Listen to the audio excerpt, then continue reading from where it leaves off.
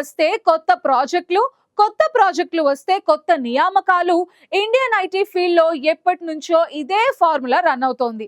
కానీ ఇప్పుడు ఏఐ రాకతో పరిస్థితులు పూర్తిగా మారిపోయాయి.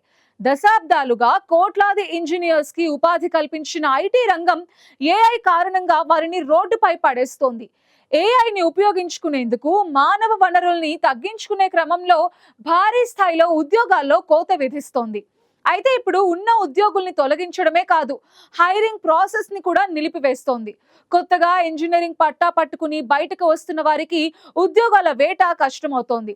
ఇంటర్వ్యూ కోసం వెళ్దామంటే వీరికంటే ముందుగానే అక్కడ ఏఐ తిష్ట వేసుకుని కూర్చుంటోంది.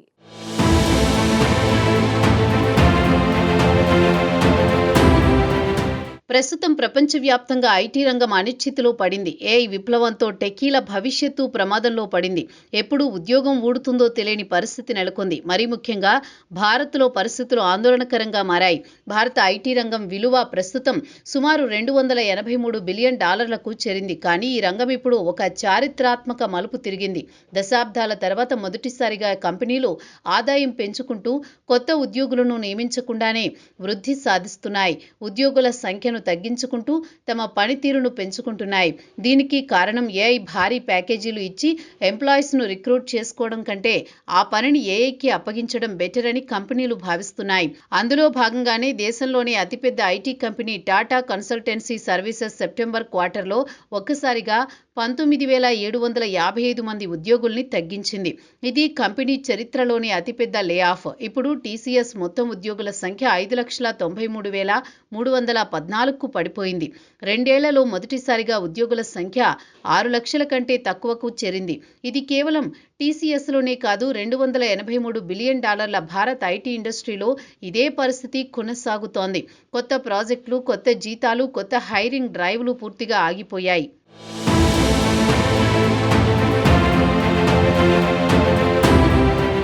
ఇక హెచ్సిఎల్ టెక్ కూడా ఇదే బాటలో నడుస్తోంది. గత ఏడాదితో పోలిస్తే హెచ్సిఎల్ ఆదాయం 10.7% పెరిగింది. అయితే కేవలం 3,489 మందిని మాత్రమే కొత్తగా నియమించుకుంది. ఒక్కో ఉద్యోగి రెవెన్యూ 1.8% పెరిగింది. అంటే ప్రొడక్టివిటీ పెరిగింది. తాము 4-5% రెవెన్యూ పెంచాం, కానీ హెడ్ కౌంట్ను పెంచలేదని హెచ్సిఎల్ సీఈఓ తెలిపారు. హెచ్సిఎల్ భారత్ ఐటీ కంపెనీల్లో మొదటిసారిగా ఒక్క క్వార్టర్లో $100 మిలియన్ ఏఐ రెవెన్యూ సాధించింది. మొత్తం రెవెన్యూలో 3% ఏఐ నుంచే వచ్చింది. దీన్ని బట్టి కంపెనీలు ఉద్యోగుల సంఖ్య కంటే ఉత్పాదకతపైనే ఎక్కువగా దృష్టి పెడుతున్నట్టు తెలుస్తోంది. ఇక కాగ్నిజెంట్ కూడా తమ పాలసీల్లో మార్పులు చేసింది. ఇప్పటి వరకు ఎంతమంది ఉద్యోగుల్ని ప్రాజెక్టును నియమించామో దాని ఆధారంగా బిల్డింగ్ ఉండేది. కానీ ఇప్పుడు అవుట్కమ్ బేస్డ్ కాంట్రాక్ట్స్ పద్ధతిని ఫాలో అవుతోంది. ఇటీవల కాగ్నిజెంట్ సీఈఓ ఎస్ రవికుమార్ దీనిపై స్పందించారు. ఇప్పటి వరకు క్లయింట్లు పెరిగితే ప్రాజెక్టులు పెరిగేవి, అందుకు మనుషులు అవసరమయ్యేవారని. కానీ ఇప్పుడు ఏఐ ఆ పరిస్థితిని పూర్తిగా మార్చేసిందన్నారు. ఏఐ సమయం, ఖర్చు, కష్టాన్ని తగ్గిస్తోందని, అందుకే ఇకపై మనుషుల సంఖ్యతో కాకుండా రిజల్ట్తో బిల్లింగ్ చేస్తామని ఆయన తెలిపారు. దీంతో పనిచేసిన మనుషుల సంఖ్య కాకుండా సాధించిన ఫలితాల ఆధారంగానే క్లయింట్కు బిల్లింగ్ సమర్పించనున్నారు. దీంతో ఇప్పటి వరకు కొత్త ప్రాజెక్టు, కొత్త నియామకాలు అనే ఫార్ములా ఆగిపోనుంది.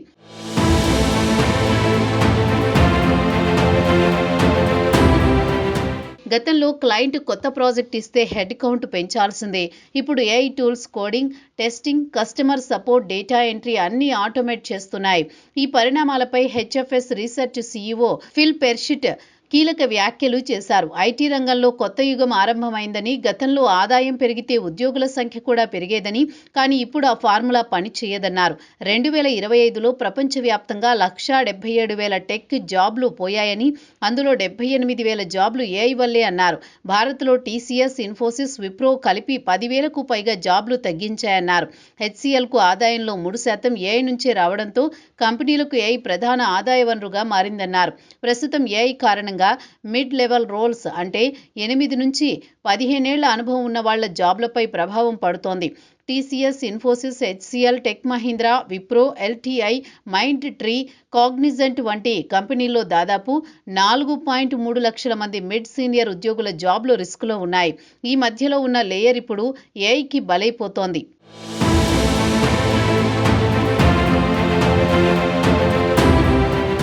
భారత్లో ప్రతి ఏటా 15 లక్షల మంది ఇంజనీరింగ్ గ్రాడ్యుయేట్స్ కాలేజీల నుంచి బయటకు వస్తున్నారు. కానీ ఐటీ కంపెనీలు హైరింగ్ను ఫ్రీజ్ చేశాయి. టీసీఎస్ ఒక్క క్వార్టర్లో 20,000 మంది ఉద్యోగుల్ని తగ్గించింది. అంతేకాక చాలా మంది ఫ్రెషర్స్ ఆఫర్ లెటర్స్ కూడా క్యాన్సిల్ చేసినట్టు తెలుస్తోంది. అయితే హెచ్సిఎల్ ఏఐ స్కిల్స్ ఉన్న 5,000 మందికి పైగా ఉద్యోగుల్ని రిక్రూట్ చేసుకుంది.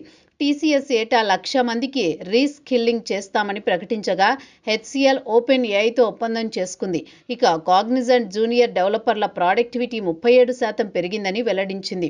దీంతో జూనియర్లు ఏఐ టూల్స్ నేర్చుకుంటే వారి ఉద్యోగాలకు ఎలాంటి ఢోకా ఉండదని వెల్లడించింది. రానున్న 2 ఏళ్లలో 5 లక్షల మంది జాబ్లు పోయే ప్రమాదం ఉందని, కొత్త జాబ్లు పుట్టుకొచ్చినా అవి పూర్తిగా AI, data science, cloud security, gen AI engineering వంటి విభాగాల్లోనే ఉంటాయని విశ్లేషకులు చెబుతున్నారు. మొత్తంగా ఏఐ ఒకప్పుడు ఐటీ రంగానికి బలంగా ఉండేది. కానీ ఇప్పుడు అదే రంగం మనుషులను కాకుండా ఏఐనే ఆధారంగా చేసుకుంటోంది. ఇది ఆర్థికంగా కంపెనీలకు లాభదాయకమైన లక్షలాది మంది ఉద్యోగుల భవిష్యత్తును ప్రశ్నార్థకంగా మారుస్తోంది. ఐటీ ఇండస్ట్రీలో నిలదొక్కుకోవాలంటే ఇకపై డిగ్రీ ముఖ్యం కాదని, స్కిల్ అవసరమని నిపుణులు చెబుతున్నారు.